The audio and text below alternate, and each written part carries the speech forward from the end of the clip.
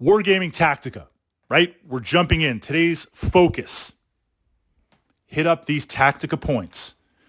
Give you the tools, the tech, the talent. So literally independent of the system, the next game you play. This Saturday, you're going to the club. I want to hear you reporting back that you won. So independent of the system, of the style, there are certain wargaming mechanics that are they're always in play. If you're aware of them and you can adapt them to your system and you can find the efficiency in your army, or armada, squadron, whatever it's going to be, then that is going to increase your win potential. Right now, what we're looking at is dice manipulation. Dice manipulation. You need to master it. Now, I'm not talking about sleight of hand or cheating with dice, although on a side note, we did explore that option. And not an option, but as in we explored that possibility and how to look out for dice cheating and the different types of cheating. That's up in the Wargaming playlist. And a thought on that when I say dice manipulation, because I've mentioned it in a couple of other videos, and it always brings up cheating. Absolutely no cheating. Absolutely. What's the point? The only reason I'm doing this tabletop thing, well, is really for two reasons. Make some new friends and achieve tabletop glory and immortality. Dice cheating is not going to make any friends, and where's the glory in that? Where's the tabletop glory in that? Likewise, I will just say on dice cheating, reputation spreads. The wargaming community is very small, very, very small. So once you get that reputation, you always have it. So it's almost like I need a disclaimer when I say dice manipulation. I'm not talking about cheating, but I'm talking about changing the results legally within a system of the game. This is why it's important. The dice determine what you can do. To make something happen on the table, you need a certain number of successes. And remember, we're talking at a very high level. And successes might mean I cause damage to your unit and you remove it off the table. Successes might mean I've absorbed damage, my armor stopped it, my void shield stopped it, I shrugged it off, so nothing happens. Or it could be I'm trying to do something with the mission. You need success.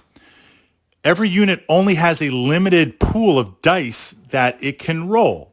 I start out with a pool of dice, I roll them, things happen, this happens, and now I have X number of successes.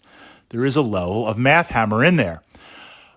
I can't add more dice once I start that pool, but as I'm going through the different phases of rolling, or we're rolling back and forth, if I can change the successes, that increases the chance of my success at the end. So within your army, within your rule set, how do you gain a success? How do you manipulate those things? How do you change those things? I'm going to give two examples from two systems that I enjoy, that I play just to frame it, and I've pushed up both of these systems, God Tier and Chain of Command, to the playlists here on my channel. So God Tier is a skirmish-based miniature game. You've got your warband, you've got your champion, you've got your followers. You're fighting over the literal magical tiers of the gods that have fallen to a cursed planet, a dying planet. Champions are very powerful. When they make an attack, based on the range, et cetera, you roll a bunch of dice. And you have to get a number of successes compared to an agility score to see if you hit. And then I roll a number of dice to see how many wounds I deal out. The dice manipulation comes where I can, through powers, buff myself. I can add an extra die or two to an attack. Or I can take away an armor value from my opponent, or I can take away an agility value from my opponent. So the tactic here is not just getting my champion up and like brute forcing it, but the other supporting warband members and elements, they're in range and position ahead of time to be able to put this boon or this bane, this dice manipulation. So that's a great example of, I have a lot of dice to roll, but I want to be able to change one or two of the results to leverage it as I need it. Now, Chain of Command also has something where you have a squad.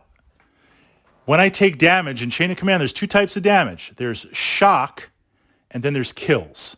Shock removes a miniature. So let's say I've got 4 rifles and a machine gun.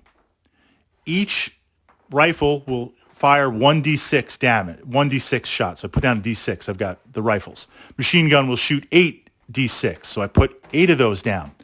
Shock means I've taken, some shock. I'm pinned. I'm a little bit rattled. You remove 1 die from being able to shoot. So if I have 2 shock down, then I take 2 dice off. If I have 3, I take 3 off. It decreases it. Kills means I remove that dice permanently. So if my machine gunner gets killed, I just lost 8 dice. So what we see with the dice manipulation is you have a chain of command. You have a junior officer or a senior officer who can issue orders every turn, 2 or 3.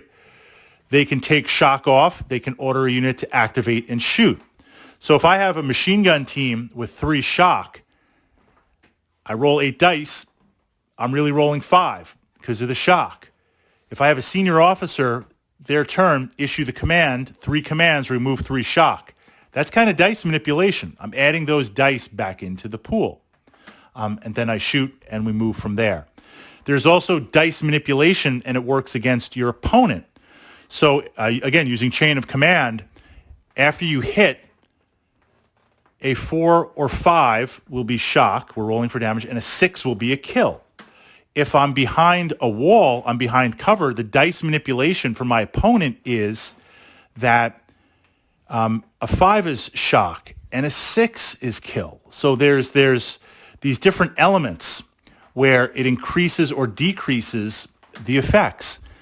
That's dice manipulation right there. So what in your game system allows you to manipulate and change the dice pool?